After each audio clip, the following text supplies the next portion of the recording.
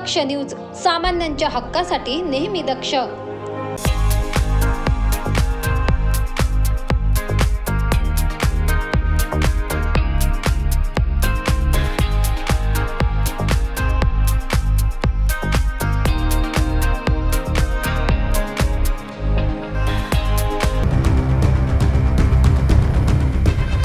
नाशिक जिल्ह्यातील चांदवड नगर परिषदेने चांदवडच्या आठवडे बाजार जवळील मुख्य प्रवेशद्वाराजवळ फतवा काढला होता। नगर परिषदेचे मालमत्ता कर, पाणीपट्टी भरणा करूया व सुजाण नागरिक बनूया, आपल्या शहराच्या नागरिक सुविधांच्या विकासात सहभागी होऊयात, कर भरा, कटुता टाळा, असा हा फतवा होता।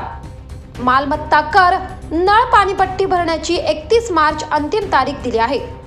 विशेष म्हणजे या बॅनरवर राजकीय पक्षाचे घड्याळ या चिन्हाचा वापर केला होता। यामुळे नगर परिषदेने आचारसंहिता भंग केल्याची नागरिकांमध्ये चर्चा होती।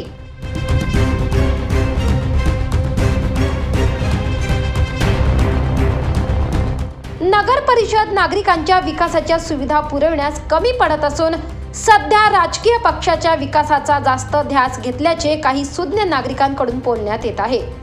परंतु दक्ष न्यूजने या प्रकरणी बातमी प्रसारित केली असता चांदवडचे तहसीलदार मंदार कुलकर्णी यांनी याची दखल घेऊन आचारसंहिता भंग होत असलेले बॅनर हटवण्याचे आदेश दिले।